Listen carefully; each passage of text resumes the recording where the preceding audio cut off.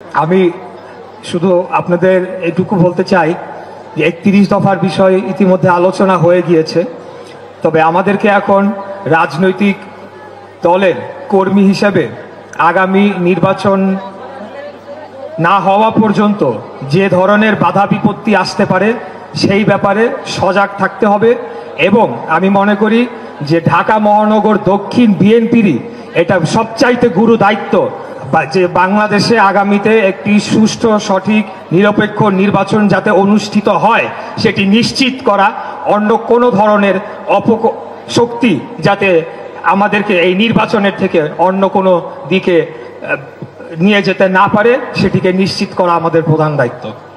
আপনারা জানেন যে একটি পক্ষ একটি গোষ্ঠী বিএনপির বিরুদ্ধে অপপ্রচারে লিপ্ত হয়েছে এবং ৫ই আগস্টের পর আমরা দেখতে পেয়েছি তাদের চেহারা সম্পূর্ণরূপে অন্য একটি রূপে আমরা দেখতে পাচ্ছি এবং তারা সরাসরি বিএনপিকে প্রতিপক্ষ বানিয়ে আমাদের বিরুদ্ধে মিথ্যাচারে লিপ্ত হয়েছে, আমাদেরকে চাঁদাবাজের দল বানাচ্ছে, আরো নানা অপবাদ আমাদের বিরুদ্ধে দিচ্ছে।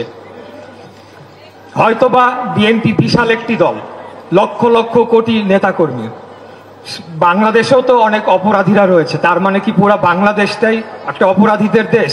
সেটা আমরা বলতে পারি না। আপনারা জানেন যে একমাত্র বিএনপি এই নজির রেখেছে, আমাদের নেতা দেশনায়ক জনাব তারেক রহমান যখনই যে কোনো ধরনের অভিযোগ পাওয়া গিয়েছে তিনি কিন্তু তাৎক্ষণিক সেখানে সাংগঠনিক ব্যবস্থা নিয়েছেন এবং কোনো পর্যায়ের নেতা সেখান থেকে বাদ যায় না। সর্বোচ্চ থেকে একেবারে তৃণমূল পর্যন্ত সকল বিষয়ে তিনি সাংগঠনিক পদক্ষেপ নিয়েছেন। এর চেয়ে বেশি আর আমাদের কি করার রয়েছে? আমরা তো আর সরকারে নাই, আমাদের হাতে তো আর পুলিশ বাহিনী নাই, আমাদের হাতে তো আর স্বরাষ্ট্র মন্ত্রণালয় নাই যে আমরা আইনি ব্যবস্থা নিব। অতএব এখানে আমাদেরকে আগামী দিনে যে কোনো ষড়যন্ত্র মোকাবেলায় অত্যন্ত সজাগ থাকতে হবে। আমি আবারও বলছি, এটা ঢাকা মহানগর দক্ষিণ বিএনপির ভূমিকার উপরে আগামীর বাংলাদেশ কোন দিকে যাচ্ছে সেই ভবিষ্যৎ নির্ধারণ করা আমাদের, আপনাদের, সেখানে উপস্থিত সকল নেতৃবৃন্দের সেটা গুরু দায়িত্ব, ইমানি দায়িত্ব যে জনগণের অধিকার জনগণকে ফিরিয়ে দেওয়া। আর আমরা বলতে চাই আমাদের সহযোগী অনেক রাজনৈতিক দল ছিলেন যারা আমাদের সাথে পাশাপাশি ফ্যাসিবাদ বিরোধী আন্দোলনে ছিলেন। তো এখানে আমাদের মধ্যে কোনো যদি ভেদাভেদ তৈরি হয়, তফাৎ সৃষ্টি হয়, সেটার লাভ ফ্যাসিবাদের অথবা পতিত স্বৈরাচারী আওয়ামী লীগই পাবে, সেটার লাভবান জনগণও হবে না, আমরাও হব না। অতএব এই ধরনের অন্য যে কোনো দল যদি আমাদের দিকে মিথ্যা অপপ্রচারের কোনো চেষ্টা করে থাকে তাদেরকে আমরা হুঁশিয়ারি দিয়ে বলতে চাই যে বিএনপি কিন্তু কোনো ছোট দল না, বিএনপিকে যে ধাক্কা দিয়ে ফেলে দিবেন সেটা কোনোদিনও সম্ভব না। বিএনপির জায়গাতেই ছিল, আমরা কারো দয়া নিয়ে রাজনীতি করি না।